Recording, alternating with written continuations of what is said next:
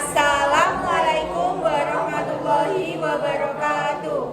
Perkenalkan, kami dari kelompok 1 bersama saya Anandita Viola Salsabila nomor absen 2 dan rekan saya. Nama saya Yudhani Putrawan nomor absen 36. Saya Yunita Putri nomor absen 37. Saya Zarina Syarafina nomor absen 38. Dan saya Aldo Bareng Pranasa nomor absen.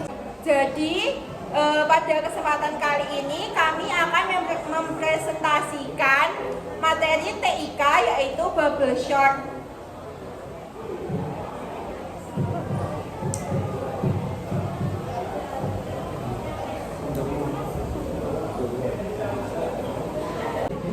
Yang akan dibahas pada materi kali ini yaitu yang pertama, apakah definisi dari bubble short? Yang kedua, bagaimana cara kerja bubble short? Dan yang terakhir adalah apa saja kelebihan dan kekurangan dari bubble short. Nah, apa itu sorting? Sorting yaitu suatu aktivitas mengurutkan suatu data, semisal mengurutkan data dari nilai terkecil hingga terbesar, maupun sebaliknya. Nah, yang selanjutnya, apa itu bubble short?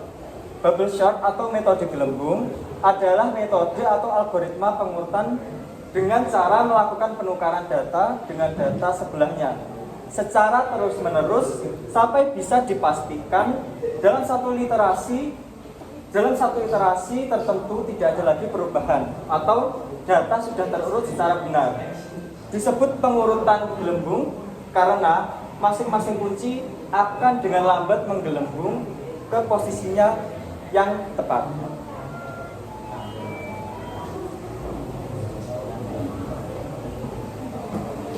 Berikutnya adalah metode bubble short. Untuk mengurutkan bilangan diperlukan variabel array untuk menampung semua bilangan yang akan diurutkan. Proses pengurutan dilakukan dengan membandingkan semua elemen array satu persatu. Misalkan terdapat sebuah array dengan isi acak seperti gambar di bawah ini, yaitu 9, 7, 6, 12, 9.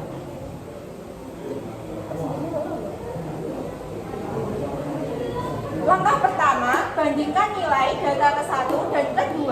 Jika data ke-1 lebih besar dari data ke-2, maka tukar posisinya, begitu seterusnya. Namun, jika data lebih besar dari data selanjutnya, maka tidak terjadi pertukaran. Nah, contohnya adalah seperti ini. Untuk hasil nilai yang terkecil, jadi yang pertama 7 dengan 9 ditukar dan hasilnya menjadi seperti ini. Kemudian untuk cara yang kedua, 9 dan 6 ditukar, jadinya seperti ini. Untuk menjadi bilangan yang terkecil sampai yang terbesar. Selanjutnya yaitu 9 dengan 12. Kan 9 dengan 12 kecil 9, jadi bilangannya tetap di sini, tidak berpindah. Untuk selanjutnya yaitu 12 dan 3. Setelah itu mereka ditukar jadi seperti ini. Langkah kedua. Oke, langkah kedua, ketiga, dan keempat itu sama seperti langkah yang pertama, sehingga tersusun urutan dari angka yang terkecil hingga terbesar. Tadi dari langkah pertama dihasilkan data seperti ini. Data yang pertama dan data yang kedua lebih besar data pertama sehingga terjadi pertukaran. Data kedua dengan data ketiga lebih kecil data kedua sehingga posisinya tetap. Selanjutnya data ketiga dan data keempat lebih besar data ketiga sehingga terjadi pertukaran dan menjadi hasil yang seperti ini.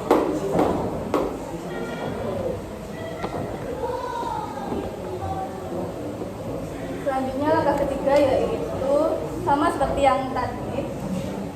Data pertama dengan data kedua lebih kecil data pertama sehingga posisinya tetap.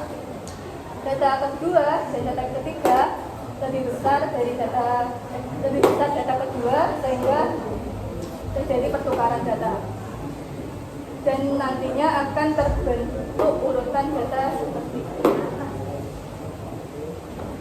Langkah terakhir yaitu tinggal dua data ini.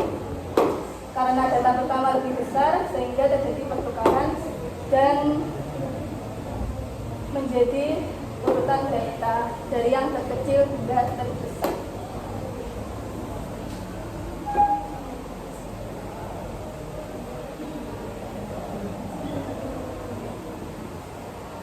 Dan berikutnya adalah kelebihan dan kekurangan dari bubble sort. Kelebihannya ialah bubble sort merupakan metode yang paling simpel. Yang kedua, metode bubble sort sudah dipahami algoritmanya. Yang terakhir adalah kekurangan dari bubble sort. Kekurangan dari bubble sort sebenarnya ada banyak, cuma di sini ada dua, yaitu tidak efisien. Pada saat bukan data yang lebih besar akan mengalami kelambatan yang luar biasa. Dengan kata lain, kinerja menjadi buruk dan tidak signifikan ketika data yang diolah itu cukup banyak. Yang kedua yaitu jumlah literasi banyak. Jumlah pengulangan akan tetap sama jumlahnya walaupun data sesungguhnya sudah cukup terurut. Hal ini disebabkan setiap dibandingkan dengan setiap data yang lain untuk menentukan posisinya itu kurang.